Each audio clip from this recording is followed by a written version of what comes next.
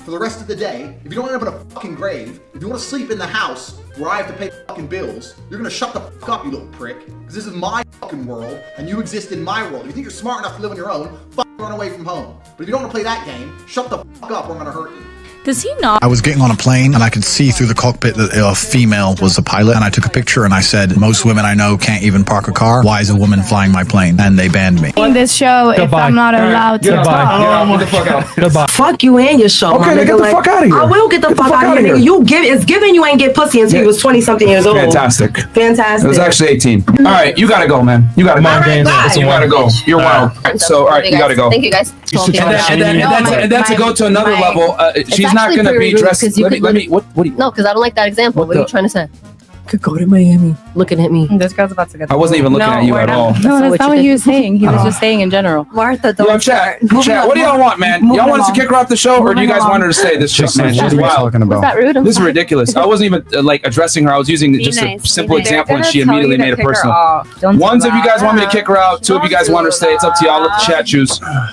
They're always gonna say to kick her out. It's okay, I'll leave. No, one. Yeah. Is it all ones pretty much? That's not very nice. Yeah, they're tired of her. No, we had one no. We had one no. Oh, you're asking Yeah, but them? it's overwhelming. Kick her out. Overwhelming Oh, ones. they don't like me, guys. She's hurting the quality of the show because she keeps interjecting and just talking. All right, so all right, you gotta go. Thank you, guys. Thank you. It was a pleasure. I'll wait for that one to smoke so bad anyway. All right, Bam. Oh no. Okay. Nice meeting Bro, you. stop talking, man, please. all the wild stuff. But you can't do that anymore. If you say stuff like that, it's wild, which is why I love Hitler. Bro, I mean, sorry, I meant to say I love Rumble. You're not just saying that? I never just say anything. Again! You know, the part in the Manosphere that no one wants to talk about is how this high-value world is dying. Not because critics exposed it, not because women rejected it, because the men who followed it saw the results, saw the lack thereof results. And the results didn't look like freedom. They looked like isolation. It looked pretty sad. For years, the promise was simple. Do what they say and your life will level up. At least that's what they were telling the people who was watching them. But what actually happened was relationships didn't improve, peace didn't arrive, confidence turned into bitterness, loneliness increased, and anger became the default emotion. A lot of men didn't become high value, actually. They became chronically online, emotionally numb, and socially awkward. They had a mindset of grinding endlessly. I mean, they were suspicious of everyone, especially if you was a woman, and talking about women like they were the enemies, while still wanting intimacy from them. It never really made sense from the beginning, but I mean, the contradiction was the thing that broke the spell for a lot of people. At some point, the audience started noticing something uncomfortable, that the leaders didn't look happy themselves. How can you tell me about my life if you could see the unhappiness on their face? None of these people who was preaching these things to these people, and a lot of the time they were kids, none of them were calm, none of them looked fulfilled in life, none of them were grounded. I mean, they were just loud and just hateful. I mean, they had the same talking points, same studio setup, same recycled guests, same OnlyFans models getting kicked out for the 1,000th time. It's like, how many times can you do that before the illusion get cracked? Because dominance is supposed to lead you somewhere, but after years of watching the same cycle, people started asking, if this lifestyle works, why does it look so empty? Why does these people look so unhappy? And let's be honest, the content stopped evolving. It became the same formula again: bring women, argue, talk over her, kick her out, celebrate again, and again. It's just like, bruh, this is tiring. At some point, it stopped feeling like truth-telling and started feeling like just routine bullying at this point. It didn't show them as being powerful. It showed them as just being weak men and very predictable. And when content becomes predictable, the algorithm moves on, or at least the people move on. So this is why a lot of these Manosphere people are pivoting now, and it's so obvious on why. Because people just get tired of the bullshit. This is where the desperation shows. As the dating discourse stopped hitting, a lot of those figures made the same pivot. They began getting into politics, culture war, race baiting, outrage farming, rage baiting, all that other stuff. Not because they suddenly care about any of the topics that they're talking about, but because conflict always pays when relevance fades. When masculinity content stop converting, the next grift have to appear. You hear them saying stuff like, civilization's under attack, they're trying to replace us, men are trying to be replaced, immigrants are the problem, women are ruined in the country, same anger, new target. I mean, it's tiring at this point. That's not evolution. It's not them people. It's not them changing. That's just repackaging the same resentment. It's people like Sneeko and Andrew Tate, and it's people like Sneeko, Andrew Tate. What's that nigga name? It's people like Sneeko, Andrew Tate, and Myron Gaines, and the Fresh and Fit podcast.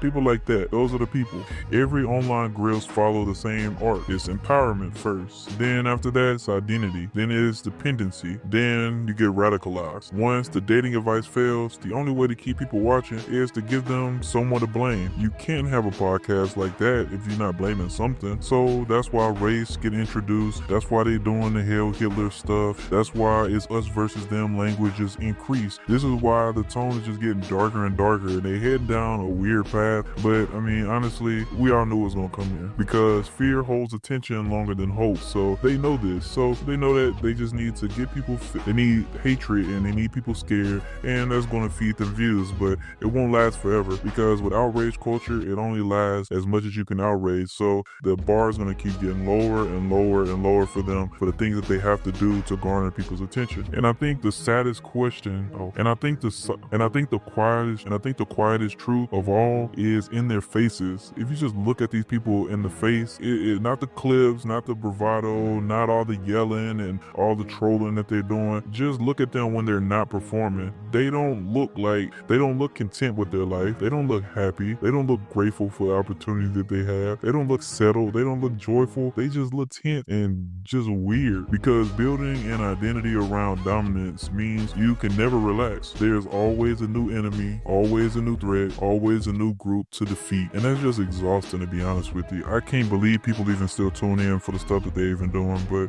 you know, hate sales, I guess. But there's a lot of men leaving this manosphere. Men didn't leave because they became weak or something like that, the way that they'll try to make someone feel like if they don't want to listen to them anymore. They left because they probably got tired. They probably got tired of being angry all the time, seeing relationships as a battle, measuring worth through control, performing masculinity instead of actually living it. It's like, bro, it's not a list of rules and all these other extra shit. It's like, bro, be a stand-up dude, move on with your life, dog. It's not so much that you have to talk about. I mean, at some point, these men probably have to realize that this isn't growing anything in my life. This is just noise, and this is actually making me lose and become a loser. It's like, I don't see any of these high-value people out here taking the advice that these people are telling them and it's actually working for them. It's like, nah, bro. And once that realization hits, I mean, you can't unsee it. You probably start looking at them like they just lame people. And the biggest irony of this high-value movement is that it's produced the same exact opposite of what it promised. And the biggest irony of this high-value movement is that it produced the exact opposite of what it was supposed to promise the people who was watching it. Instead of strong men, it created insecure performers. Instead of leaders, it created content addicts. Instead of fulfillment, it created permanent dissatisfaction. And now, as the audience moves on, the movement is left doing what all dying grifts have to do. They shout louder, blame harder, and reaching out for relevance on their fall down from, not grace, but fall down from people knowing and reaching for relevance as they fall off. So this high value world isn't ending because men woke up. It's ending because men grew up, and that's a good thing. And once you realize peace feels better than dominance, there's no going back.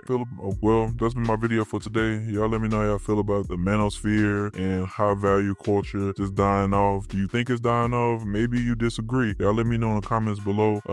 Do y'all ever listen to these podcasts? Do y'all even like stuff like this? To me, personally, I think it's some lame stuff. Even from day one, I really never rock with any of that stuff, because it's like, bro, once we talking about hating women and all that, start looking a little off to me, though. Like, I'm not gonna be sitting in a room full of men complaining about women. I'm not about to do that, dog. I'm not gonna do it. So that never been my thing. But hey, if it's for you, it's for you, I guess. But y'all let me know how y'all feel in the comments. Again, this has been Ish from Just Say Anything TV. See y'all in the next video. Y'all hold it down. Peace.